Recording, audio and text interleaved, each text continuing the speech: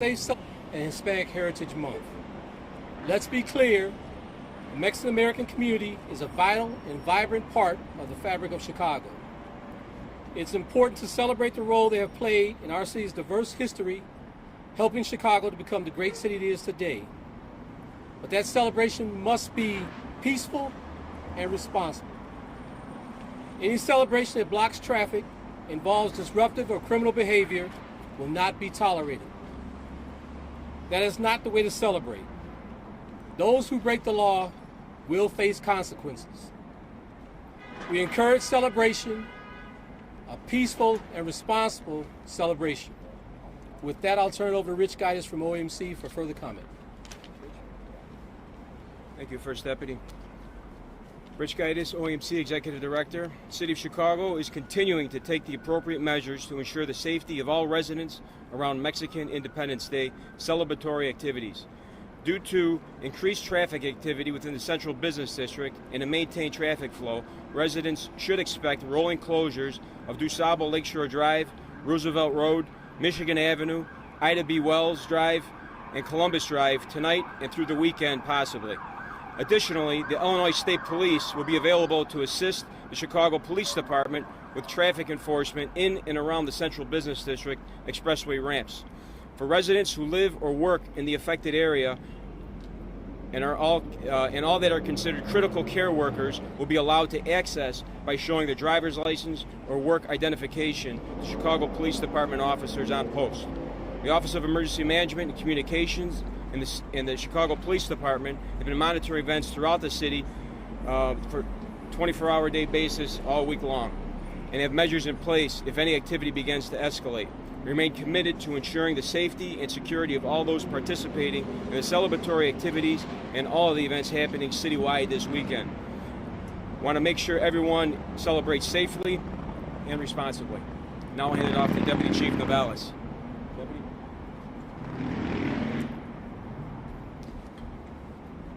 Good evening. The following statement will be for our Spanish-speaking audience. Buenas noches. Estamos aquí para asegurar una celebración segura del Día de la Independencia de México y celebrando el mes de la herencia hispana. La ciudad, la comunidad mexicana es una parte vital y vibrante del Tallejo de Chicago. Es importante celebrar el papel que han desempeñado en la diversa historia de nuestra ciudad, ayudando a Chicago que se convierta en la gran ciudad que es hoy. Pero esa celebración se debe realizar en una manera pacífica y responsable. No será tolerado ninguna celebración que bloquee el tráfico, implique un comportamiento perturbador y delictivo. Eso no es una forma de celebrar. Aquellos que violen la ley enfrentarán consecuencias. Nosotros invitamos la celebración, pero invitamos la celebración pacíficamente y responsablemente. Algunas personas que trabajen en la área de downtown y que sean trabajadores esencial pueden pasar los bloqueos enseñándoles las identificaciones de donde viven o donde están trabajando. Muchas gracias. With that, we'll take a couple of questions. Deputy Carter, OEMC and police, you guys are working together, saying that you guys are taking appropriate measures to make sure everything's peaceful and safe during the celebration. How would you describe last night? What was the plan that you guys had in place last night? And I mean, what was your reaction to last night? How would you describe it? I mean, we've seen people driving on the sidewalk, cars, motorcycles, people in the middle of the street. How would you describe how everything went last night? Was it a success for your plans? The plan was solid. There are some tweaks that need to be made in that plan, but overall, we ensured everyone's safety as much as possible. The numbers of personnel or people that came down totaled in the thousands for the vehicles that came down, as you pretty much well saw. That plan has been revised again this afternoon to where we should meet the need.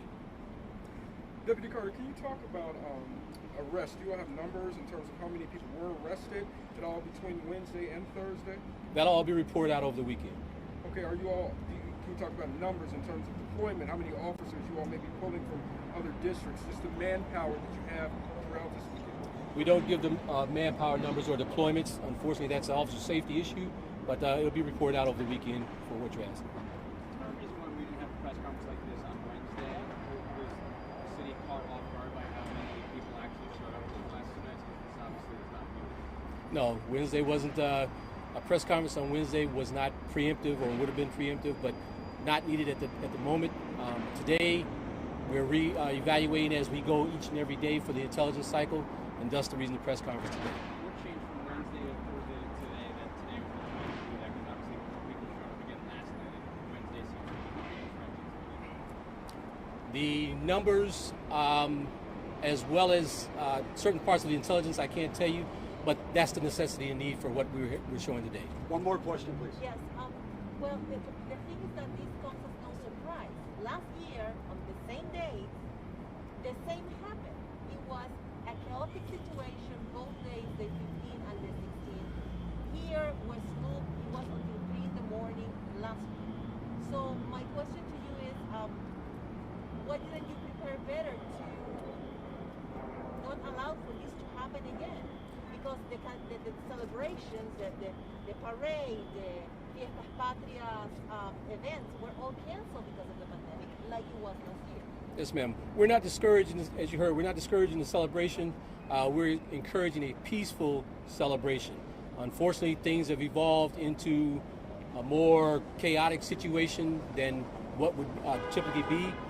The numbers have increased, and thus the reason.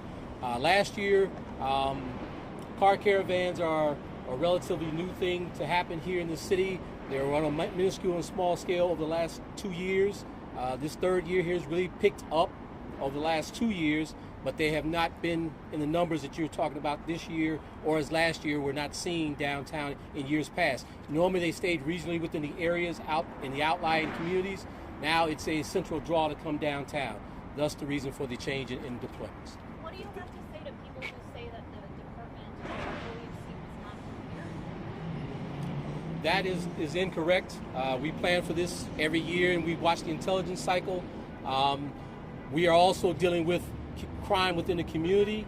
The encouragement, just as you heard us here, celebrate your heritage, do it peacefully, responsibly.